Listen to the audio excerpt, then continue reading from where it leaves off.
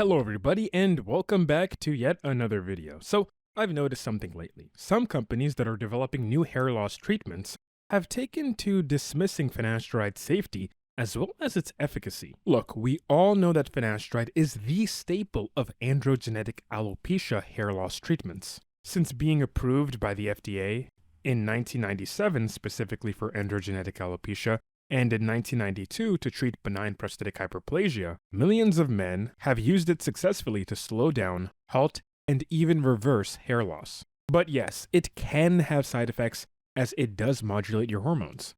These side effects do not necessarily point to the importance of DHT, but rather how in some individuals, the displacement of higher testosterone turning into estrogen can create some libido and mood issues. But we do know from the EPICS trial, as well as hundreds of subsequent Finasteride studies and meta-analyses which control for methodology similarities between studies, that side effects went away with continued use and went away indefinitely with discontinuation. That is, there's way more evidence of side effects eventually subsiding rather than continuing indefinitely, like the, as of now, literature deficient and poorly rationalized post-Finasteride syndrome. This irrational fear and hate of Finasteride has gotten so far that people and companies alike are advertising false information, some of which may be downright dangerous. Wait. Before we continue, YouTube tells me that around 70% of you watching my video aren't subscribed. No, that's actually really good numbers because some people have even higher percentage of their population of viewers that don't subscribe. But if you're watching right now, please consider liking and hitting that subscription button, and maybe even sharing some of the content on this channel with a friend. Also, comment blue apples if you hear this message, and if you're enjoying this type of content, become a channel member for as little as $2 a month, link in the description. So I'm done shelling out, let's go back to the video, don't hate me, but I'm trying to make a living here, right? So let's go. It's gotten so bad that one particular company, known as Follicum, has decided to make one of the worst infographics that I've seen when it comes to comparing other hair loss treatments and their relative safety. In this particular infographic created by Follicum, it compares the safety of oral finasteride to other hair loss treatments that are currently released to the public and some that are in clinical trials. If you're not looking at the screen right now, I'm showing you this particular graph, but I'm going to go through it verbally. What I would say is one of the most striking things on this graph is this KSX826 and how it's listed as an androgen receptor inhibitor. The strange part about this is KSX826, according to the graph, right? It does sound very similar to another molecule. We'll talk about this shortly. It states that this androgen receptor inhibitor can be taken twice orally a day and that it's safer than oral finasteride. That's what this particular infographic from Follicum, the creators of FOL005, and it's supposed to be some sort of osteopotent derivative that can potentially stimulate hair follicles to grow more hair, right? That's what this infographic from this company is saying. Now, KSX826 is likely a misspelling of KX826 pyrolutamide. Pyrolutamide, as many of you know, is being developed by Kintor Pharmaceuticals for the treatment of acne and androgenetic alopecia. Now, it's not being developed orally as a treatment, but rather topically. So yes, they're testing it as a topical treatment. So I don't know where Follicum is getting these details from, that KSX826 is some sort of oral treatment, and how in any way an androgen receptor inhibitor, when taken orally, could be safer than a 5-alpha reductase inhibitor. That's just ridiculous. Like, I genuinely thought that I was like going crazy for a second, so I had to do some research to see if there was another drug called KSX826. But no, it really is just pyrolutamide by Kintor. So if somebody were to come across this website, a naive person who's scared of finasteride, they may see that, okay, this infographic from this company that looks very reputable is saying that oral finasteride is not safe. It gives no other additional context. It just says on its infographic that oral finasteride isn't safe whatsoever. But it does say KSX826, an androgen receptor inhibitor, is safe, even though it's still in clinical trials, supposedly according to the infographic, right? And then this person would probably go buy the chemical from some company, some gray market lab, and then ingest it, and this would cause a whole host of issues. If you're not looking to become a trans person, go from a male to a female, and present yourself as feminine, taking an androgen receptor inhibitor is probably the worst thing you can do. We typically use androgen receptor inhibitors for conditions like prostate cancer, right? Because prostate cancer feeds off of any androgen in the body. Or we use it for people who want to transition, like I said before, right? Men or people who are, I guess you can say, masculine presenting, wanting to become feminine. But pyrolutamide has a very, very low IC50 score. I think it's at 0.28 nanomolars. And to quickly explain what an IC50 score is, the lower the number is, the better the drug is at doing its job. And like I said before, it's an androgen receptor blocker or inhibitor. So this means that at a 0.28 nanomolar IC50 score, pyrolutamide is really, really potent, potentially as strong as DHT or stronger than DHT at blocking the androgen receptor or coming into contact with the androgen receptor. So no, it's not a good idea to use this thing orally.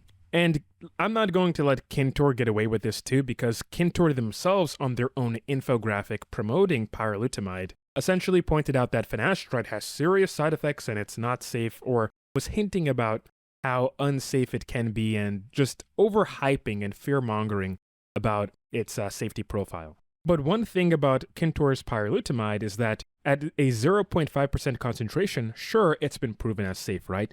But if I wanted to play devil's advocate, although it's been proven as safe, it hasn't been proven as effective, because in the phase 3 Chinese clinical study, which was a double-blind, multi-centered placebo-controlled trial, KX826 pyrolutamide did not show any statistical significance against the placebo-control group, meaning we are not even sure if it actually does its job at a 0.5% concentration to potentially treat androgenetic alopecia. So Kintor might actually have to raise the concentration, right?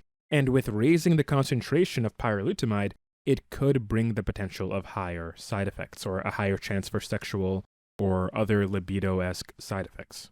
We can see that in the phase 1 clinical trial for pyrolutamide, metabolites were found of KX826 pyrolutamide and other further derivative metabolites of that molecule. Now again, no crazy sexual side effects were noted, I gotta be fair here, but still, if we think that at a higher concentration, that's the only way to get pyrolutamide to be proven as efficacious against the placebo control group that they had in phase 3, then that would potentially compromise its ostensibly safe profile. So again, you're throwing shade at finasteride, but that can come back to bite you in the ass as a company. At the end of the day, when you're trying to fight nature and you're trying to modulate aspects of your biochemistry, you can get side effects. This is a reality. And any company that's trying to present that not being the case isn't being fully honest here. That's why just saying, oh, this is safe and this isn't, you're overlooking some things. And that's why Follicum is doing a great disservice here. I'm not even done yet, right? Going back to Follicum's infographic, they talk about Breezula Clascoterone. Now, Breezula is currently in phase 3 clinical trial for the treatment of androgenetic alopecia by Cosmo Pharmaceutical, formerly known as Cassiopeia Pharmaceuticals. Breezula's active ingredient, Clascoterone, was already approved at a 1% concentration in Cosmo Pharmaceuticals' product Winlevi, and Winlevi is used to treat acne and hormonal acnes. But one thing from the Winlevi clinical trials that was noted was that it caused a particular condition. You see, Clascoterone is a steroidal anti-androgen. It is a topical steroid that you put onto your body. And when you use topical steroids on your body, you can potentially trigger some side effects. And one of those significant side effects that were noted was HPA axis suppression. Now, there's two things. There's the HPA and the HPT axis suppression, respectively. So what do these things mean? The HPA, or the hypothalamic pituitary adrenal axis suppression, involves a decrease in the production of cortisol due to things like chronic stress, prolonged use of corticosteroid medication, or other factors leading to diminished adrenal gland function. On the other hand, the HPT, or hypothalamic pituitary thyroid axis suppression, results in reduced secretion of thyroid hormones due to various disruptions which affect metabolism, energy levels, and overall bodily functions. So if you get HPA suppression, it could also result in HPT suppression. So this is sometimes why people refer to its entirety as HPTA axis suppression.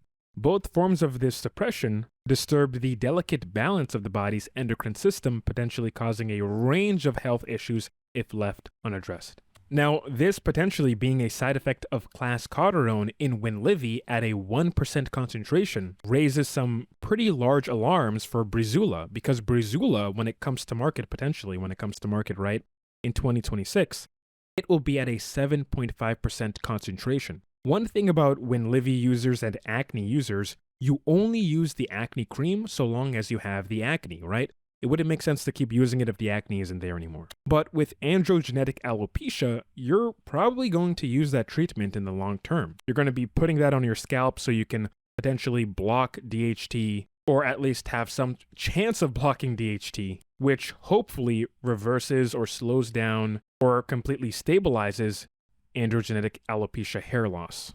But because we're using Clascoterone at a 7.5% concentration long term, I would wager to say that yes, people are likely to get side effects. So far, that hasn't been shown. HPA or HPT axis suppression hasn't been shown from the Clascoterone clinical trials, but it was noted in 10% approximately, right? Approximately 10% of Winlivy users. And it did make mention that this typically occurred when people applied it to large areas of their body, which could increase the surface area and concentration of Winlivy if you're just putting it over and over again in one spot, right? And I will be fair in saying when people stopped using Winlivy, their HPA went back to normal. But again, there is always reason for concern here, right? If you want to throw shade at Finasteride, let's do the same for Breezula. Clascoterone is a steroidal anti-androgen. It's a steroid. And we don't have any significant long-term data on Clascoterone, but we do know that when it comes to the exogenous use of steroidal creams, it has been known to come with side effects even after discontinuation. Take, for instance, corticosteroid withdrawal syndrome, where unlike post-finasteride syndrome, this condition actually has an etiology that is enumerated in the medical literature. Corticosteroid withdrawal syndrome, or CWS, occurs when a long-term use of corticosteroids is abruptly reduced or stopped, leading to symptoms like fatigue, weakness, joint pain due to the body's dependency on that external source of steroids. And also, hopping back to the HPA suppression, when you're dealing with cortisol, right, this can push you in the direction of Cushing's syndrome, where the body's tissue is exposed to high levels of cortisol for long periods of time. And this, ironically, can cause hair loss along with other conditions like fertility issues, bloat, weight gain. It's just also bad. So, two can play that way, right? And it's not just Follicum that's making these claims of, Breezula being safe. Cassiopeia, also known as Cosmo Pharmaceuticals, also made the claim as well in this particular infographic here that I'm showing on the screen. So if you can't see it right now because you're not looking at your device, hopefully me just saying it suffices, right? And now finally, I'm directing my laser beam vision at Bioneer. Yes, Bioneer, the creators of Cosmo Pharmaceuticals. I don't even know why they try to throw shade at Finasteride, right? Bioneer was exposed last year, or sometime around last year. So I'm making this video right now, the 26th of March, 2024, right? So they were exposed about a little bit less than a year ago for photoshopping their clinical trial pictures along with their promotional documentation to make their treatment look more efficacious than it actually is. And it isn't efficacious at all because they've gone through shady means of trying to hide some of their studies. Not only that, but Bioneer, to be honest, it's not even known if they did blood work of their participants that were using CosmeRNA. So when I say blood work, they didn't take out the blood from a human subject that has been exposed to CosmeRNA. Instead, what they did was they took out blood from a subject that wasn't exposed to CosmeRNA, and then they began to expose the blood of that subject to CosmeRNA to essentially say, hey, it's not toxic because, well, there are no signs of toxicity here, right? That's what essentially they did. And again, when you look at their study, that they posted in the Nature Scientific Reports, there isn't that much of a change. They did something shady where they said, hey, there was an increase in the total area hair count, but they didn't count for the terminal increase of hair versus the vellus hair increase. Now, the reason why we care about terminal hairs is because, well, terminal hairs are what we actually see, what we can manipulate with a comb properly, what we can style, right? Vellus hairs are small, thin, wispy, and colorless at times. So what's the point of including that into the total area hair count, right? Because if you have a lot more vellus hairs that are created versus terminal hairs, that's not a good treatment. That's just something that, okay, it's doing some kind of growth maybe, but it's nothing meaningful. Again, all you have to do is look at their promotional content to see the before and after in their Nature Scientific Reports article, and you barely see a difference in the subjects that were treated with CosmeRNA.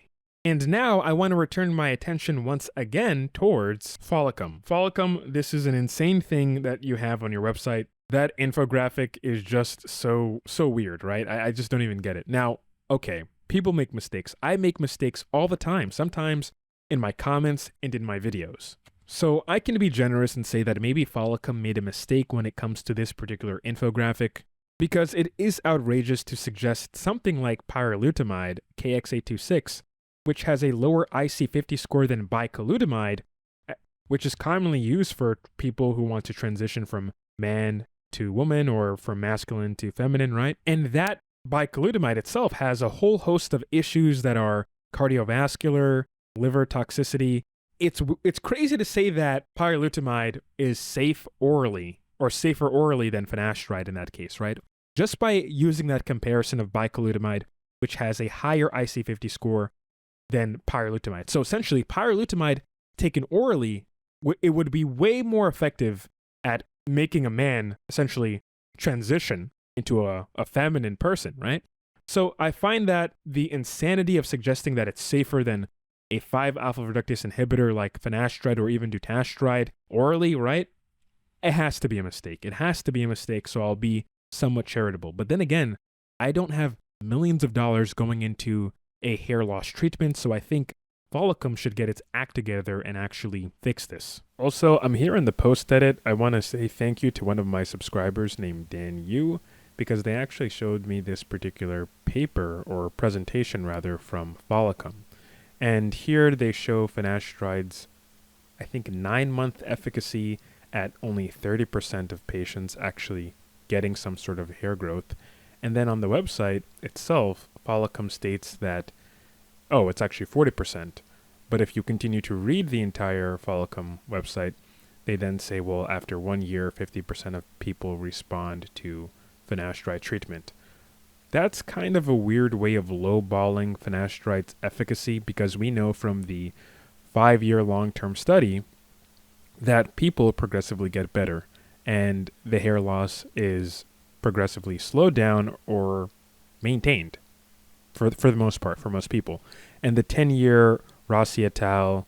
Italian study, as well as the 10-year Japanese study, as well, shows that with long-term treatment, most people get stabilization, right? Or improvements of their hair quality.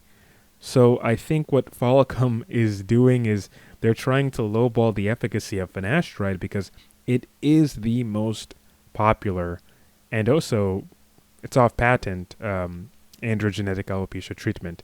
So very shady, and it just doesn't inspire that much confidence in what this company is trying to do. So that makes me now, again in the post edit, kind of reevaluate the purpose of that infographic that they have on their website. And what I find weird is that I'm pretty sure Follicum, for their clinical trial of their particular product, FOL005, they've only been monitoring it at a 4-month efficacy. So that's not really fair to compare that to the heavy hitters. The best thing I think these hair loss companies can actually do, right, is to aim for coexistence. Imagine that these companies advertise that their products can be stacked with traditional minoxidil or finasteride. It would show that there aren't any harmful interactions or efficacy drawbacks by using one product along with finasteride, minoxidil, or even dutasteride. We know that people are commonly using 2 hair loss drugs in their stacks, right? It would be the conventional finasteride and minoxidil. So it wouldn't make sense to tell people that, hey, this is not safe. All these other products, even though some of them are FDA approved, they're not safe at all. Ours is safe. That makes no sense. That's not helping you, and that creates more confusion about what people can actually use and if they can potentially use drugs that would have some sort of, negative interaction with one another, right? I get people asking, if I use finasteride and dutasteride, would it cancel the 2 out and make them not effective at all? No. I have people asking, if I use minoxidil topically with finasteride topically, would that cause minoxidil not to absorb properly because finasteride's there? No. And having these narratives where company A, company B, and company C is trying to make finasteride look like a boogeyman, that it's not safe. And even in Follicum's case, they kind of throw shade at the efficacy of finasteride is ridiculous. Because, well, finasteride's been on the market for decades now, right? Follicum and all these other products, they're, in some cases, yet to actually even get on the market.